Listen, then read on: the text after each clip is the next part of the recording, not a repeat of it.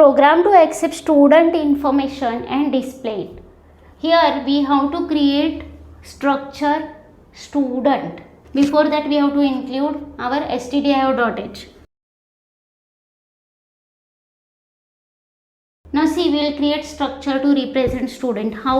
We have to use struct keyword and then student. Any name you can give here, but here we are representing student object. That's why we will use here student identifier. Now here what are the members of that structure? Suppose I want to store roll number, name and marks. This information about that student. Then we have to write here 3 members. How? See, if roll number is of type integer, that's why int rno we will write. You can write here roll number, roll, anything. No any restriction about that. Now the next one is what? Name. Name we cannot store in a character variable. We have to create here character array like char. Let name of any size, whatever you want. Suppose I am storing here only first name. Then this is sufficient that it can hold 19 characters maximum. And the next one is mark, suppose in floating point format, like then float marks. Now here we are combining like different kind of information together. Now here roll number, name and marks for representing one student. Whatever members are there, that we have to write here, and just we will close this structure and give semicolon. Now we have created here student structure. Now in a main we will create variables and then we can store data about those students and display. How? See, main, we will write here main, void main. Now how to create structure variable? Just like a normal variable of any basic data type. Here the data type is struct student. For representing one student I am creating variable s1, in the same way s2. Okay, now I want to store data about that S1 student. Now we can accept from user or we can directly store with the help of assignment operator.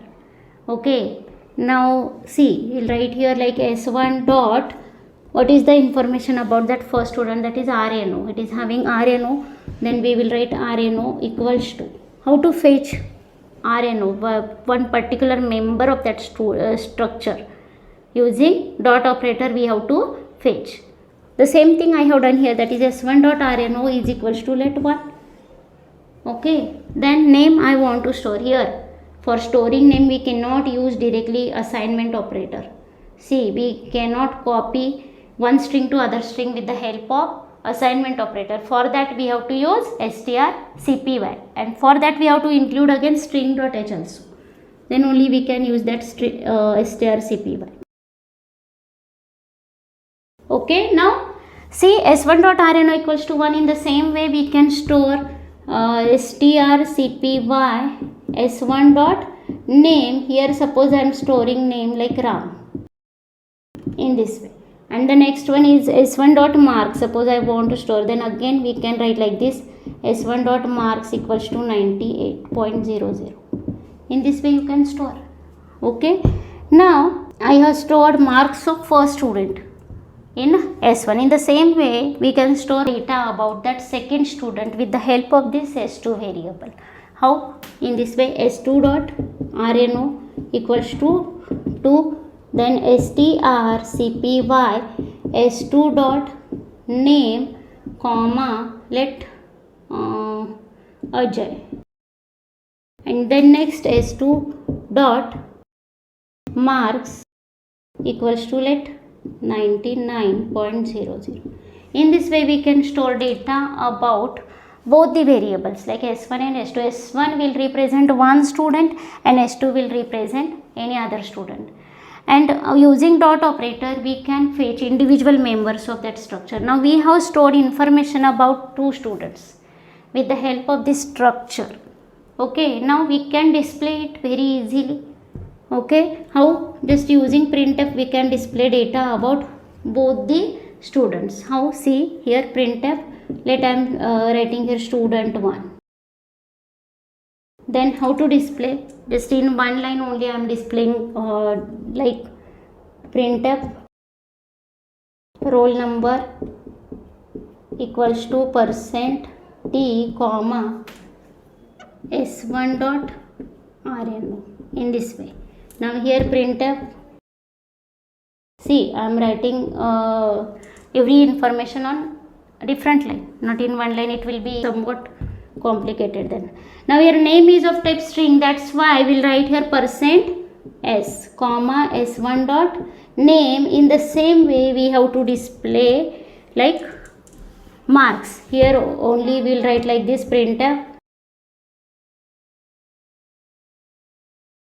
percent f, because marks are of type float data type, and that's why I'll write here percent f comma s1 dot marks. Means individually we cannot access like roll number, name and marks. With object only, with variable only, using dot operator we can access individual members of that structure for any particular variable, for any particular student.